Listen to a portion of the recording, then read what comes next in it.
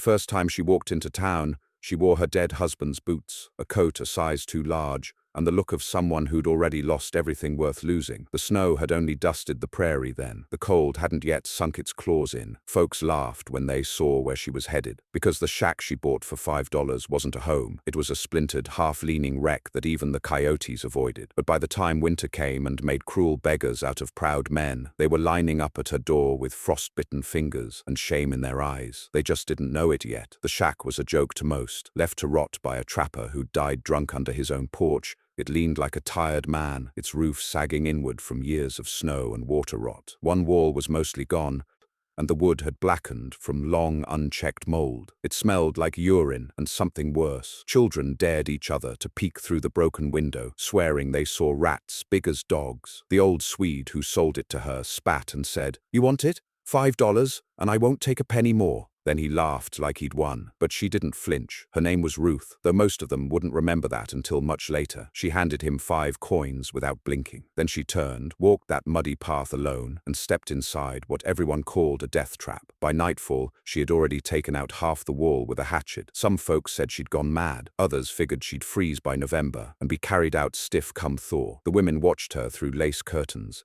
whispering about what kind of woman brings no man with her, no brother, no uncle, no hired help. The men watched too, but in a different way. Some curious, others cruel. She didn't speak much, didn't visit church or the store more than needed. When she did, she carried a list, never smiled, never asked for credit. She worked alone, sun up to after dark. And by the end of that first week, there was something different about that shack. It no longer leaned. People noticed. They just didn't talk about it, because it unsettled them. How the thing they'd all walked past for years without care or shame had suddenly been pulled upright. The roof still sagged, but the bones of it no longer looked ready to buckle. She had replaced entire support beams with scavenged timber from an old cattle barn, carried them herself, one at a time, with ropes strapped across her shoulders like a mule. One settler swore she worked through the night by lantern, patching the missing wall with layered earth, canvas and hay packed between logs. Said it looked more like a sod house now, except stronger. Still, they told themselves, it wouldn't matter. No one survives winter in that thing. By the time first frost came, her chimney was already smoking. She didn't ask for help, not once. But the general store clerk swore she bought things that didn't make sense. Buckets of clay, scrap metal, 3 broken stove grates, dozens of empty flour sacks, and a set of tongs that no woman had ever bought before. And straw, so much straw. She bought every loose bundle the farmers would sell, loaded it onto a handcart, and dragged it back through the snow before anyone had their morning coffee. People began to make jokes. She was going to bury herself alive, they said, or make a straw mattress big enough to sleep through the winter like a bear. They were wrong. She wasn't building something soft. She was building something impenetrable. Nobody saw what she was doing behind those walls, but the signs were there. She covered the shack in a second skin, layer after layer of dried hay soaked in clay, and packed in tight against new walls she'd raised inside the old ones. And then, on top of that, she built another wall. It was only a few inches out from the straw coating, but it was strong and straight, made of rough-cut boards, held together with iron nails that she'd cleaned and straightened herself. Some claimed she was copying the old earth hut ways of her people. Others thought she was just strange. But they all stopped laughing when the first storm came. Late November, and the wind ripped across the plains like a pack of wolves. It howled through cracks in every cabin, down every chimney, turning every man's fire into a frightened flicker. Roofs lifted, doors burst open, wagons flipped. Even the church lost its steeple. But not her shack. That rotting, worthless, pathetic pile of sticks and stink stood like a stone. Wind couldn't find it. Snow curled around it, but never inside. The chimney smoked straight through it all. A man named Vernon, whose cabin was built with twice the money and 10 times the help, found himself waking up with frost on his boots inside his own parlor. He looked out his window and saw her smoke still rising, steady, unwavering, in a storm that had half the valley praying by lamplight. And that was the first time it happened. He said it like a joke, but something in his voice was cracked. Maybe that straw wall ain't so dumb. No one said anything, but they were all thinking it. Then came December, and the cold got mean. Men started chopping down fences for firewood. Women tore up floorboards. Babies cried through the nights with red cheeks and blue toes. One boy lost 2 fingers. Another girl, a toddler, went to sleep and didn't wake up. The doctor said fever, but folks whispered about cold lungs, cold hearts, cold everything. Then someone noticed something else. The tracks, boot prints, coming out of the woods, not from the main road. Just 2 sets. Light steps and a heavier drag, maybe someone pulling something. They ended at her shack, didn't come back out. Nobody admitted to following them, but someone must have. because within a week word got out she had someone staying inside, an old woman, frail, half mad, a grandmother from the hills who'd been living under a tarp and lost everything in the storm. The widow had taken her in. No questions, no payment, just opened her door and let her in. That made people angry, not because she did it, but because they hadn't, because she could, because her shack, that worthless $5 ruin, was somehow warmer, safer, and stronger than the houses they'd all poured money and sweat into. It made them bitter, made them scared, and then it happened again. Another set of prints. A girl this time, 13, run off from her drunk father's cabin 2 nights earlier. Her feet were purple, one eye swollen. She'd been crying blood from the cold. She was half dead when the widow opened her door. This time, nobody could pretend not to notice, because the girl lived. And when she stepped out 2 days later, wrapped in a handmade quilt and carrying a bag of hot embers to take back to her family's hearth, the town saw. They saw that she hadn't just been kept alive, she'd been warmed, rested, healed, and they started asking questions. How was it possible? How was a shack, half dirt, half straw, patched together with rusted junk and ragged wood, warmer than cabins built with store-bought stoves and bricks and wool blankets? One man tried to see for himself, walked up the next morning and knocked on her door. He claimed he just wanted to know what stove she used. But when she opened the door, just a crack, he felt it. Heat like a summer kitchen. Dry air, not smoky. No cough in the lungs, no sting in the eyes, just clean warmth. She didn't invite him in. He walked back to town looking pale. "It's the strangest thing," he said. "Felt like standing next to the sun." No one laughed this time, and now they started watching that shack like it was a miracle or a threat. And still, she said nothing. Just worked, hauled snow, split wood, chopped ice into barrels. Every time they thought she'd slow, she found something else to do. The children started calling it the sun house, but the men called it something else, unnatural. What unnerved them most wasn't the straw. It wasn't the walls. It wasn't even the quiet procession of half-frozen folks who came knocking and left alive. It was the heat. It didn't make sense. Not to men who'd lived through 6, 7, 10 prairie winters. Men who knew that even a good stove, well-fed and well-made, couldn't hold warmth more than a few feet out, that the fire sucked in more cold than it gave heat back, that you kept your toes warm by keeping them over the coals and your fingers in your sleeves. That frost formed on the inside of windows and lips cracked from breathing the air in your own parlor. But she had no frost, no smoke-blackened panes, and every child who left her shack had pink cheeks and loose limbs, not the drawn, tight stiffness of prairie cold. One night when the snow drifted 5 feet high and the town's new telegraph pole snapped in two with a sound like a gunshot, folks whispered she must have found a way to burn coal in her floor or dug a tunnel to the earth's fire. Or worse, that she'd bargained with something unnatural to keep her hands warm while theirs bled at the knuckles. The next morning, a young couple came to her door with a baby that wouldn't stop shivering. The mother was crying, and the father looked like he'd swallowed a nail. They didn't ask for charity. They offered eggs, a sewing tin, even the man's wedding watch. She didn't take any of it, just opened the door wider and motioned them inside. No one saw them for 3 days. When they re-emerged, the baby was not only alive, but laughing, and the mother had new wool socks, hand-knitted. No one asked where she got them, but they noticed that the woman no longer looked 10 years older than her age. Her hands weren't red, her eyes didn't flinch from the wind, and now came the shift, because what had been mockery started turning to hunger.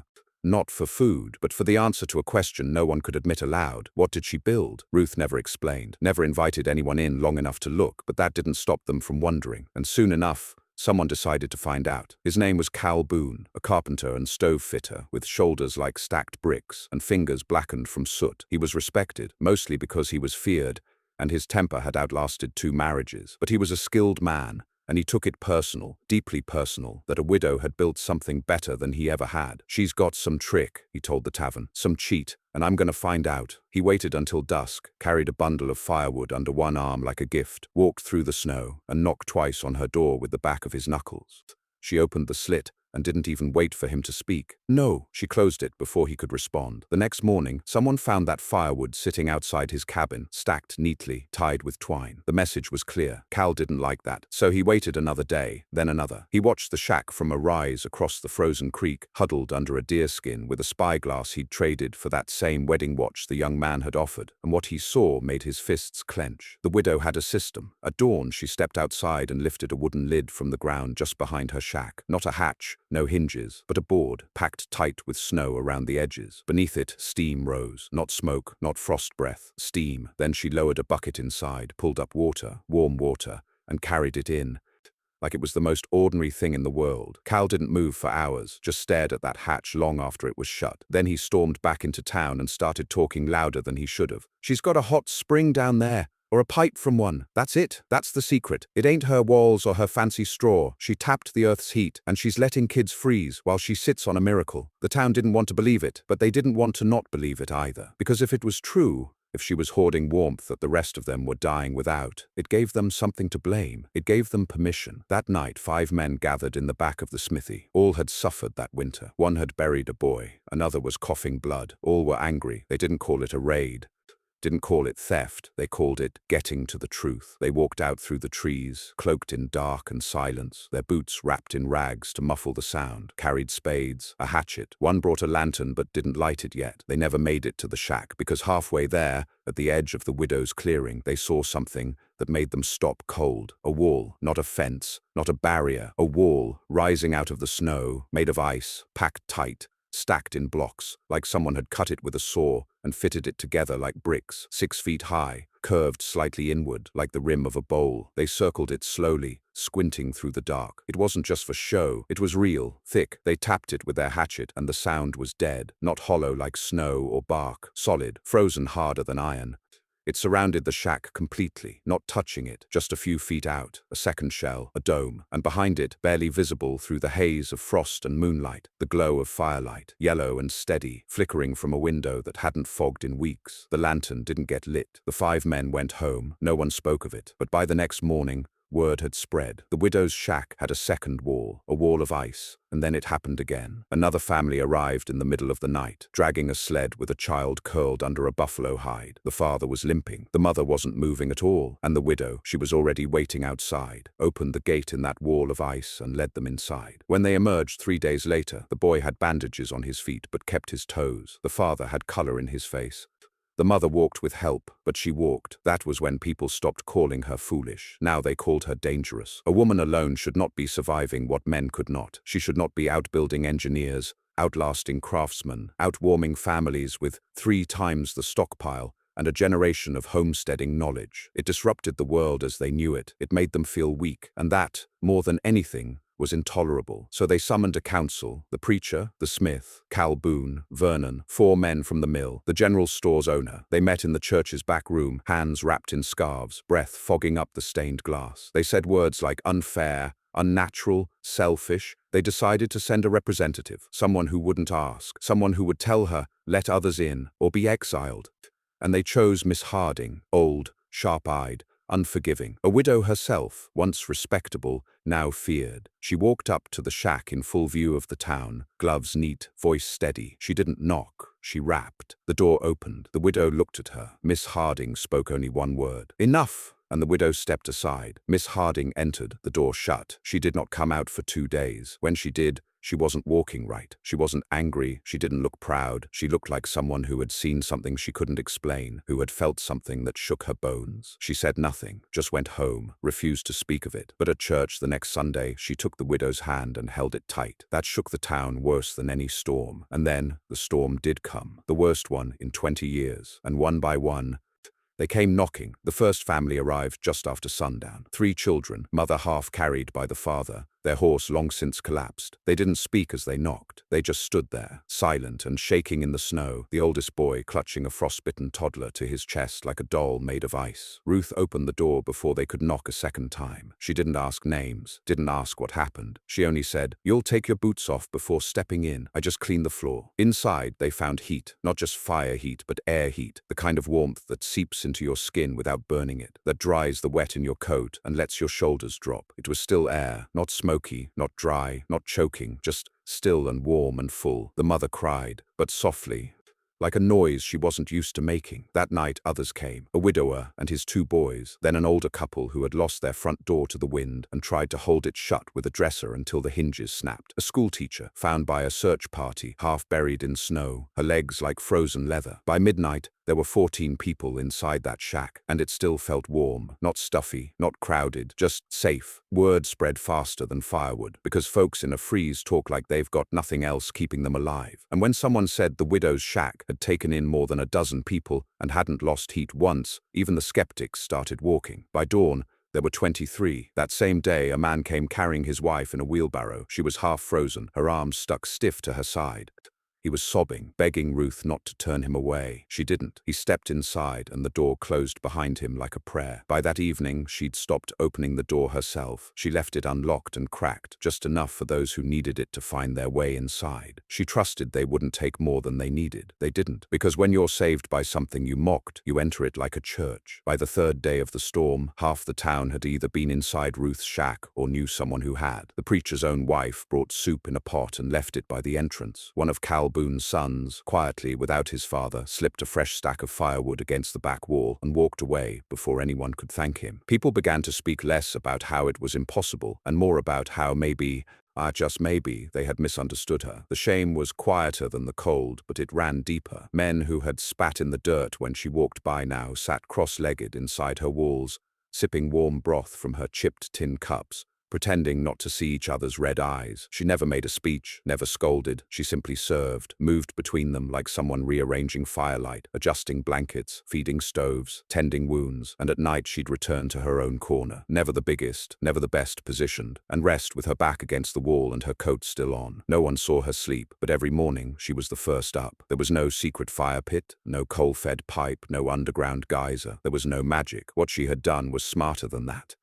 Below the shack, hidden beneath the floorboards, was a wide crawl space dug by hand. She had packed it with dry rock, insulated the earth with straw bales wrapped in cloth soaked with clay, and channeled the warmth of her stove downward, not upward. The rocks absorbed it, held it. She had built channels in the walls, stone-filled voids, through which warm air moved slowly, like veins in a body. Her double walls weren't for show. They were a circulatory system. Radiant heat moved not by blast, but by persistence. She hadn't tried to fight the cold with fire. She'd tried to outlast it, and she did. Her floor was made of stone. People thought that foolish at first because stone is cold, but under her floor, the stone held warmth from the fires each day, then radiated it through the night, creating a steady, even temperature that didn't flare or drop. And the straw clay outer coating, it breathed. It let out moisture, not heat. Her walls didn't sweat and freeze. They stayed dry, which meant no rot, no mold, no loss. In a storm like that, perfection wasn't comfort. It was survival. By the 6th day of the freeze, Ruth's shack held 36 people. Children slept under quilts next to men who'd once scoffed at the idea of a woman building alone. A woman who had said nothing to them all season now shared her cellar carrots and taught their daughters how to warm socks on rocks instead of by fire. A baby was born on that 6th day, born in the corner of a room once full of mouse droppings and mildew. She wrapped it in flannel and cradled it herself, singing low in a language no one recognized. The mother whispered something to her. Ruth nodded once, and by morning, the baby had a name no one would forget, Mercy. It was Mercy who made them stop pretending, because the preacher stood up that next night trembling from the effort of standing, and asked, without irony, without pride, if Ruth would accept a prayer. She didn't answer at first. Then she said, "You may, if you understand the heat comes from the work, not the wishing." He nodded, and he did. Outside, the storm kept blowing. Trees cracked in two. The river froze solid to its bed. Livestock died in rows. Hooves stuck upright in the snow. Homes buckled. The mill collapsed. 2 men lost their roofs entirely. One froze to death trying to repair it. But the shack stood. Inside, Ruth had started a ledger. It was nothing formal, just a list on a torn flour sack. Every name, every face, every date of entry. She didn't keep it for gratitude. She kept it to remember who had lived, because there was a weight to that. She never said what she wanted in return. But one morning, a boy with missing shoes asked, "Mom, what do you want us to do when the storm ends?" She looked at him. Then she said, "Make something warmer than what you found, and give it away when they mock you for it." The boy didn't understand, not yet, but the room did, and silence, when full of understanding, is the warmest sound there is. On the 7th day, the snow stopped. Sunlight came thin and cold, lighting a town that looked like a battlefield of wind and ice. Chimneys had fallen, water barrels cracked, roads vanished. But inside Ruth's shack, 36 people woke up to warmth. One by one, they stepped outside. The cold hit them, yes, but not like before. Their blood was thicker now, their bones rested, their hope intact. Some cried, others went straight to work, checking their homes, hauling broken furniture, digging out wagons. And Ruth, she swept her floor, hung new herbs over the window, and when no one was looking, she lit her stove again, not because she needed it, but because someone else might. That night, the first cabin fire was rekindled across town, but it came from a coal ember carried from Ruth's hearth in a tin bucket by a man who'd once laughed at her in church. The ember lit a new flame, and the flame lit a new way of thinking, about survival, about strength, about women who build with nothing, and how sometimes $5 is the smartest anyone's ever spent. When the storm finally passed for good, and the ice that gripped the town began to melt like the clenched jaw of a man finally exhaling, folks came back changed, but not all the same. There were fewer of them now. 2 more cabins had collapsed under snow weight. 3 elders had passed, not from the cold itself, but from what it left behind. But those who had passed through Ruth's shack, who'd breathed her air, felt her walls hold firm while everything else cracked. They carried something more than survival. They carried her example. The widow they'd once pitied, mocked, whispered about like a warning to others, now stood as a figure they couldn't categorize. Not a saint, not a prophet, but not a mere woman either. She had built a house that saved lives, with $5 and a rotwood ruin, and that unsettled people in new ways. Some tried to rewrite their own memories of her. She always was good with her hands, they'd say, as if they'd known, as if they hadn't spit in the dirt when she walked by alone with lumber strapped to her back. I always said she had a mind for the practical, said another, though he'd once laughed when she'd bought 2 broken stoves from the blacksmith just for scrap. But there were a few who didn't pretend. There was Vernon, who brought her 2 cords of clean oak and stacked it himself without a word. There was the school teacher, who started lessons again, only now the children met not in the old barn, but in Ruth's shack twice a week, until a proper space could be cleared. And then there were the ones she'd sheltered, those families, those men and women who had tasted her quiet generosity and slept safe beneath a roof they had once joked would fall on her head. They didn't just thank her, they listened. They watched how she packed her walls, how she fed the stove not with roaring fire but with measured embers. They asked questions now, earnest ones. What kind of clay did you use? Where did you learn to wrap stone like that? How did you keep the walls from sweating? Ruth didn't hold court. She didn't turn it into a lesson, but she didn't hide it either. She answered, plainly, like someone who'd figured something out and didn't care if others knew now, because they had paid the price. And in that thawed-out valley, a quiet revolution began, not of speeches, of buildings. The first to try was a couple with 2 boys. Their cabin had lost its west wall. Instead of rebuilding it as it had been, they tried straw and clay, packed it tight. The father even asked Ruth to come see it, bashfully, like a child asking a teacher to check his letters. She walked through their door, ran her hand along the wall, knocked on it twice and said, "You've got it," and that was enough. Next came a group of widows, 4 of them, who had pooled resources to repair the abandoned homestead on the edge of town. They asked Ruth to look at the stovepipe. She spent an hour showing them how to reroute it downward first, through a stone-lined trench, before rising up again through the chimney. The heat lasted longer that way. One man named Elias, formerly proud and loud, now quiet and sunken-eyed from what the freeze had taken, began rebuilding his cellar using her 2-wall method. He called it the widow's lung, said it breathed better than any room he'd ever had, and the town changed. Cabins started growing thicker, not wider. Firewood was rationed smarter. People stopped chopping blindly and started planning, insulating, sealing, storing warmth like it mattered more than flame. But not everyone was so quick to adjust. There were still some, men mostly, who said this all bordered on nonsense, that no house could replace good old-fashioned fire and fortitude. One of them was Cal Boone. He hadn't forgiven what he saw that night before the storm, the ice wall, the way she'd turned him away, the way she'd saved the town without asking him or anyone like him for permission. He waited for things to turn. Waited for her to fail, and when she didn't, when spring came and her shack stood stronger than ever, with its roof patched and dry, its chimney smoking light but steady, Cal began to say new things. He didn't call her a witch now, he called her a fraud. Started whispering that she'd had help no one knew about, that she hadn't built that place alone, that some man, some hidden man, had come through at night, done the work and left. He even claimed he'd seen footprints bigger than any woman's should be. No one believed him, because belief had changed too. People didn't look at Ruth with suspicion anymore. They looked at her like a compass. Then the government man came. He wore a clean coat and stiff boots, had a clipboard and a polished badge, said he was surveying homesteads after the storm, checking structures for safety and damages for the Winter Relief Fund. He was polite, curious. But when he saw Ruth's shack, his eyes narrowed. "This wasn't here last year," he said. "It was," she replied, "but not standing proud like it is now." He asked to inspect it. She let him, He went through the rooms, knocked on the walls, studied the stove, measured the windows, took notes, frowned. At the end, he said, "This is irregular." Ruth didn't blink. "So's the weather." The man said she might be in violation of some new code, that the packed straw might not be certified, that the floor's stone could cause mold, that she'd altered the property footprint. She asked what code had kept her neighbors alive. He didn't answer, but he left, and when he did, half the town came over that evening and brought tools, just in case. Axes, picks, shovels, not to fight the man, to build more. Because that week, 3 families broke ground on new extensions, using her method. 2 widows joined homes by constructing a connecting tunnel insulated with clay-wrapped canvas. Someone else tried building a low earth bench inside their wall. Just like Ruth had, said it stayed warm even without a fire. The shack had become a school, a map, a memory. It still bore its scars. The boards were mismatched, the door crooked, but no one cared, because it stood, and it had stood through the worst, and no one inside it had died. That meant something more than appearance now. It meant survival with dignity, and it became harder and harder to explain how a shack that cost $5 now stood as the most valuable structure in a 100-mile radius. One night, long after the thaw had come, and the dirt turned soft again, a girl stood outside Ruth's shack holding a small sack of seeds. The girl had been one of the frozen children taken in that first week. She said, "My father says I should plant these near warm stone, that they'll come up faster." Ruth nodded.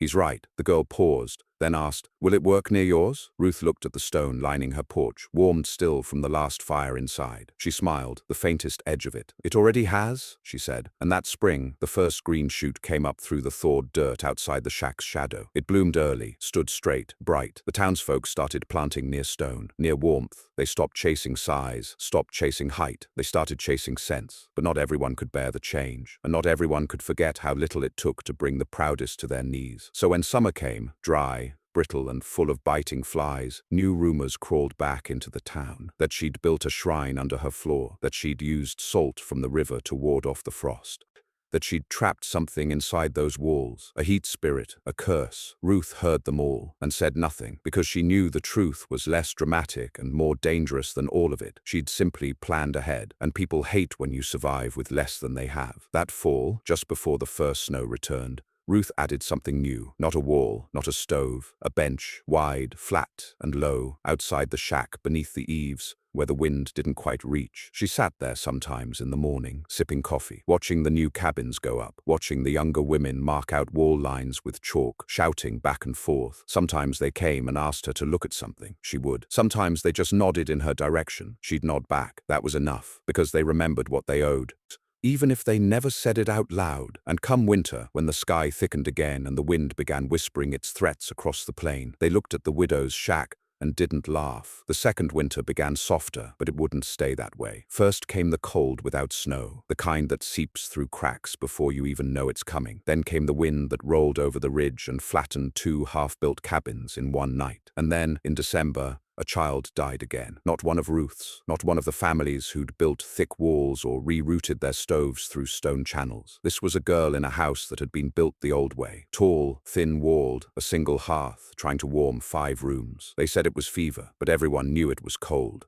The kind that slips between ribs and slows the heart without waiting for permission. And suddenly, all the talk of miracles and overkill and too much planning stopped again. Because winter does that, it shaves the pride from a man's mouth. It makes you see what's real. They didn't need Ruth's shack anymore. They had copied its bones, built in its image, but now they started speaking of it with reverence. Not just the structure, the idea, the symbol of it, the way it had taught them that survival wasn't luck or grit. It was thought, craft, intention. That heat wasn't just something you fed with wood, it was something you held. And Ruth? She never reminded anyone of what she'd done, but she didn't forget. Not when the thaw came and someone finally rebuilt the old schoolhouse using a straw and clay insulative shell, just like hers.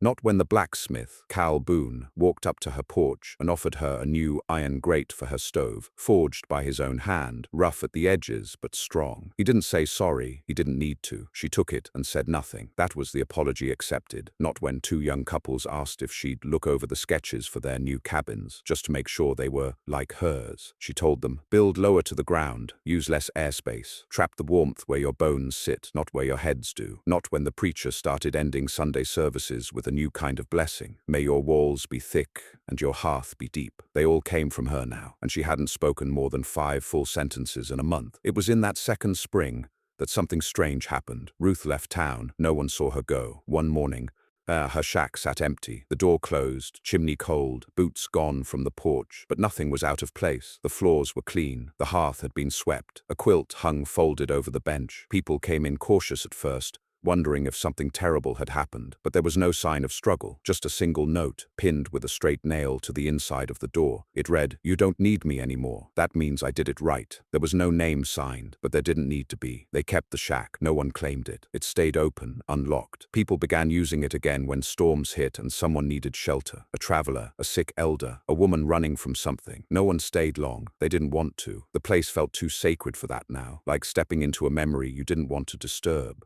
Some called it a monument, others called it a miracle, but everyone agreed it was a reminder of how one woman had seen what they didn't and built anyway. Years passed. The town changed again. New families, some old ones gone. But every cabin built after that first winter bore some mark of Ruth's design. Low ceilings, deep hearths, 2 walls, straw packed tight in mud, stone floors, not wood. Children who hadn't been born yet when the first storm hit now learned to build the Ruth way before they learned their letters. It wasn't called that formally, but it slipped into speech. You got that chimney rooted like Ruth's? Pack the straw like the widow showed. She was everywhere and nowhere. Some swore they saw her again, in the hills, at the edge of the woods. One woman said she passed an older figure in a long coat while traveling west. Said the woman tipped her hat but didn't stop. But those were stories. The shack stayed. Each year, before the first snow, someone, no one ever admitted who, would oil the hinges, clean the hearth, and restack the firewood. The ledger remained inside, now with more names than could fit on a single page. They started adding scraps of canvas, bark, old receipts, scrawled notes, new names, a living memory of survival, of stubbornness, of planning, and of the quiet power of a woman no one had believed in until she gave them the heat they couldn't find for themselves. Once, years later, during a spring festival, the children gathered outside the shack. They asked the oldest woman in town, who had been just a girl when Ruth arrived, what the shack had looked like before it was fixed. Like it shouldn't stand, she said. And why did she fix it? A boy asked. The old woman looked at the shack, at its double walls, at the stone floor, at the chimney that had never cracked. Then she said, "Because no one else would." And the boy looked at the shack a long while after that. He'd built his home the same way one day. Because the ones who survive aren't always the strongest. Sometimes they're just the ones who see the storm before it comes and refuse to wait for someone else to save them.